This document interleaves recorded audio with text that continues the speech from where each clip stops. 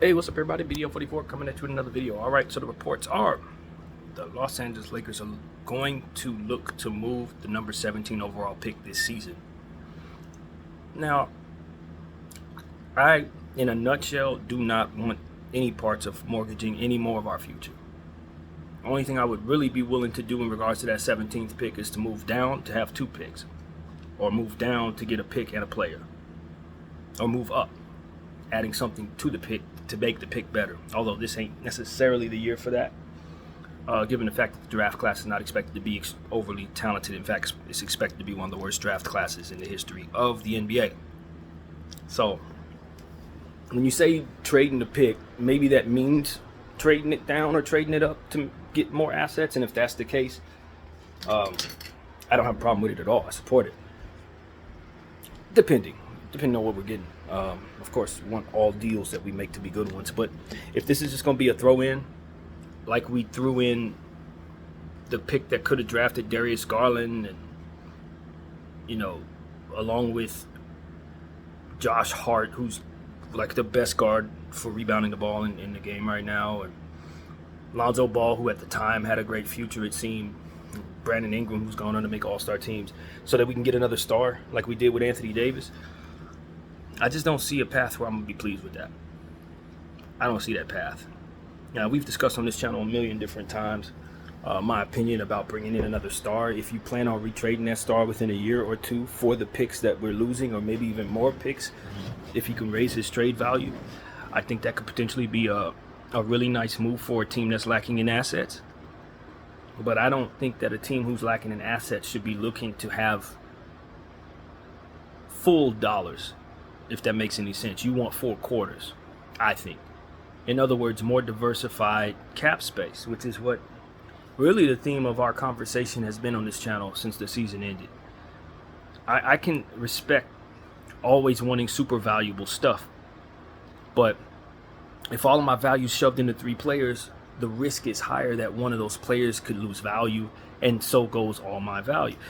As I always say, it's like the stock market. If your portfolio, and you got all this money wrapped up in 3 companies, one company goes down, a third of what you have is gone. You know what I mean? You never want to just have so much in so few places. The risk is bad. Now, the reward can be fantastic. As you know, if one of those things go to the moon, it could really pop harder than maybe a few of those little diversified things. So when you see big moves happen in regards to the stock market, you get big returns real quickly. So maybe that's how they're thinking. Maybe that's the strategy, is to say, yo, if we can just get 3 superstars in here, maybe we can go to the moon. Maybe we can win a championship with that type of talent. Maybe we can just overpower teams somehow. But I just don't think that in the sport that we're in specifically, that's the only thing you're looking at. If it's a stock market portfolio, yeah, that's the risk. But when you're talking about 82 basketball games, and these are human bodies, and you're asking them to play with players that are not very talented, so as a result, they're probably going to be playing a lot of minutes. One of them is 40 years old, so that's a bad thing. So you start talking about other variables that don't allow for that that example to really align anymore. Now you're talking about things that can get in the way of the likelihood of what you're acquiring popping, so to speak. So I just don't think it's the right move, man. I don't like this move for the Lakers. I think it's going to have us being bad for a long time, and I've vocalized that quite a bit on this channel. And I think people are hell-bent on doing things one way, and as a result, they're going to end up doing things the wrong way. And I just think they should diversify their assets so that they fit, so the risk could be less. If I got a bunch of B-level guys, 1 or 2 of them get hurt, ain't going to kill everything I got going on. We can still trade a couple of them other dudes to reset and then get all kinds of stuff for them. A superstar, things can go wrong. He can get hurt, he can become unhappy and demand a trade, and half of that value dissipates. Now you're at a stalemate. He don't want to play for you. You can't trade him for anything that he's worth. You end up having to take back less for him, and then at that point you see the dynamic that I've been trying to describe. it's just too much of a risk, man. Now, I would love to have a winner like Donovan Mitchell in place. Seeing what he's doing for the Cleveland Cavaliers is fantastic. I think he would fit. I just think we get outbidded for him. I think of San Antonio and New York Knicks, OKC, they could all outbid us for Donovan Mitchell. Even the Utah Jazz, his old team, I wouldn't rule out him returning back to Utah. So these are the type of things, it's like, I just don't think we can get our perfect piece. So we'll settle for something that maybe isn't perfect. I like Trae Young, but I think a lot of what people are looking at in regards to Trae Young, and I know this is going to sound silly to all of you guys, but I really genuinely believe that they have their eyes on Trae Young because the late great Gigi Bryant was a big fan of Trae Young, and that's kind of what has them looking at him. Like I don't know that it's much deeper than that. You know what I mean? And that concerns me. You know, my question is Jeannie still watching the Lakers? Like, because a lot of things have changed. She's gotten married. And the direction that our team is going in is almost as if she's not really got two eyes on the team. Maybe one eye on the team, but not two. And it's okay for her to not be so devoted to this team, because at the end of the day, this is her father's baby, and she has devoted a great deal of her life to fixing this problem after her brother took over the organization. We did win a championship, and then things changed in her life where she got married, and now she could start focusing on her life with her husband. How much of this basketball is she actually watching, and how much of it is she deferring to Rob Pelinka and others to be focused on? That's the question, because if she watched all 82 games plus playoffs like we have over the last 2 years, I don't know how she could come to the conclusion that some of the stuff that is going on should continue, or you know what I'm saying? Is she really involved like she used to be? Or is she just allowing others to kind of advise her on what it is that they see, and then from there they're making decisions however that goes? I think in circumstances like that, people can have their own interests wrapped up in the decisions, and it may not be for the betterment of the team, or maybe they have beliefs that maybe if you had two eyes on what you were looking at, you'd have different beliefs and a different opinion. I think the owner paying attention to any product closely is very important, so you're not deferring to everybody else for detailed decisions to be made. I thought Darvin Ham should have been fired sooner. I think if you watch this team over the last 2 years and you saw how much of a struggle it was with Darvin Ham, you're probably not putting JJ Redick on your list of coaches to hire, since he has zero coaching experience, and we had such a hard time with someone who was a rookie and a coach who had some experience but didn't provide good experience, so to speak. I just wonder. I really wonder, man. And so as somebody who's paying attention to this team as closely as I am, who followed it my whole life, basically at this point, I'm starting to wonder how involved Jeannie has been as of late, and how much, if she isn't involved, if she's not paying attention, how bad is that for us, leading into some of these decisions that look like they're about to be made. So I don't want to get into another spiel about how I believe we should rebuild. I think that part has been said enough. You don't need to hear that all summer long, and I'm pretty sure I'll say it probably many times going forward. Our team needs to consider lessening our risks at this point, rather than going all in just to make someone happy, someone who may not even be here next year, depending on how things go in his future. LeBron James is 40 years old, and I'm a big fan of keeping him at a price that we like, under circumstances that we can control, while being able to bring ourselves assets instead of losing them to keep him happy. It's the same idea I had about bringing in Kawhi Leonard if I was the Clippers. I would love to bring in Kawhi Leonard, but why do I got to mortgage all of my future so that he can have a running mate that he wants. You want to come to the team? Cool, come to the team. But I got to give away 5 picks, Shai Gilgeous-Alexander and other stuff, so you can have the guy you want to play with? I would have never agreed to that if I was Steve Ballmer. You can come. I'll pay your salary. All this other crap that you want that's going to cost me my entire future, you get the finger for that. I'm not doing that. And it seems to me that we're kind of in that space. It's like we got to adhere to these superstars, but these superstars don't make good decisions with their demands. Let's just be honest. They're not making great decisions. When they ask that you do certain things, it's usually short-sighted.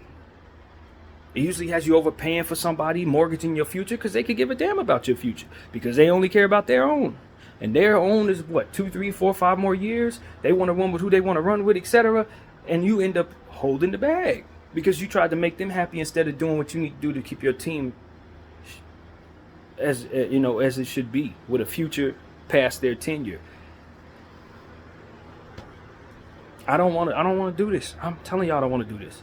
If LeBron James wants to be a part of our organization, great. Stay here, sign on for something that we can afford, and let's go forward. But all this extra, let's mortgage our picks and let's move on from 2028 and 2029 pick, 2030 picks, so that we can get some players on this team to maybe be good enough. That is bad for our organization, and we're really going to have a hard time after he leaves, with that being what our reality is. Or if he decides to stay, he's going to have a hard time putting together good teams in those years around him, for which he's still going to have demands. I'm going to want you to mortgage 2032 or 2033. It's like, yo, bro, no, fam.